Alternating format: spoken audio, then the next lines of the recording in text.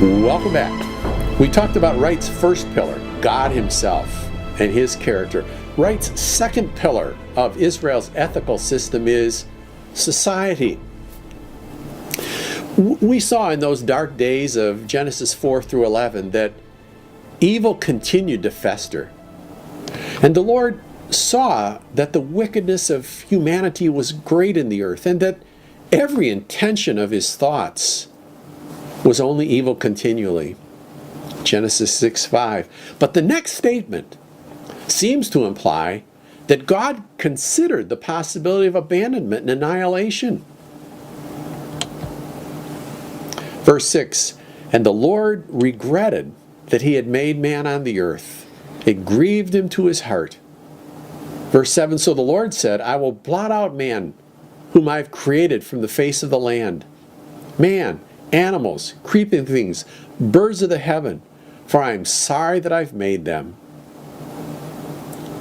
Then, the narrative jars the sad reader with this disjunctive but.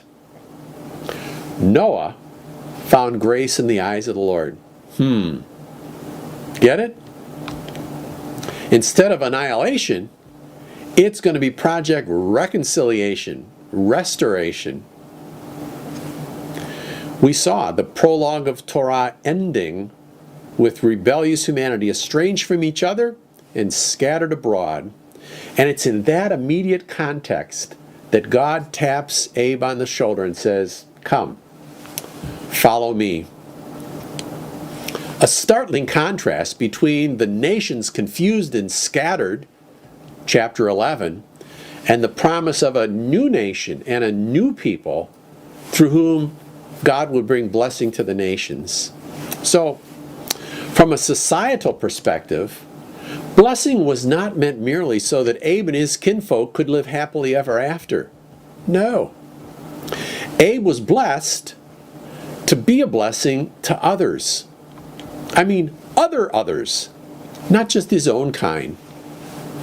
Listen to this in Genesis 18. Yahweh says about Abe, for I have chosen, you Hebrew students will pick up, this is Yada, I have known him, this intimate relationship. I've known him so that he may command his children and his household after him to keep the way of the Lord by doing righteousness and justice, so that the Lord may bring Abraham what he has promised. Do you see the ethical ramifications of living in a covenant relationship here? Do you notice anything about when this expectation of walking in the way of the Lord and doing righteousness and justice is given? I mean, is it before or after Sinai?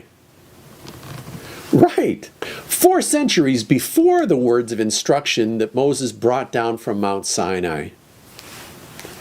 I don't know about you, but to my mind, this is more support of what I've tried to highlight that I see in the text, emphasizing that these ethical demands are not in order to, but are expectations because of what God has already done by grace.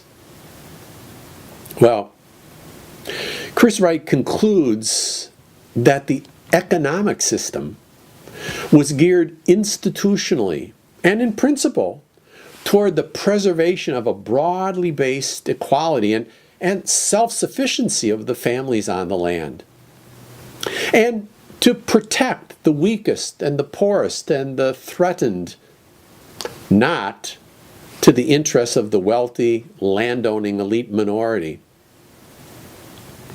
Norman Gottwald says of this Torah ethic that it gives an unmistakable skeletal structure to the religion of Yahweh as the religion of a particular egalitarian social system. You see, to worship Yahweh, to be an Israelite, meant above all else to practice a specific way of life in separation from, and really in overt opposition to, time-honored established ways of life regarded throughout the ancient Near East as just being inevitable, if not totally desirable. And then remember, we see in Judges that when Israel tries to be like her neighbors, they find that tack to be disastrous. And I think we'll see again in 1 Samuel and then in the writing prophets that this continues to be a tension. I mean, claiming to be in covenant relationship with Yahweh while going after other gods and those respective values that really led them to estrange from God and led to the disintegration of society in the first place.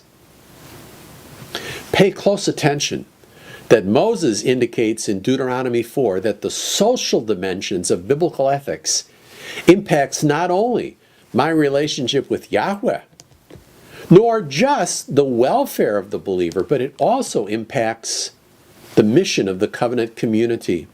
Look at Deuteronomy 4:6. So keep them, these instructions, for that is your wisdom and your understanding in the sight of the peoples who will hear these statutes and say, wow, surely this great nation is wise and understanding people. For what great nation is there that has a God so near, to it as the Lord our God whenever we call on him?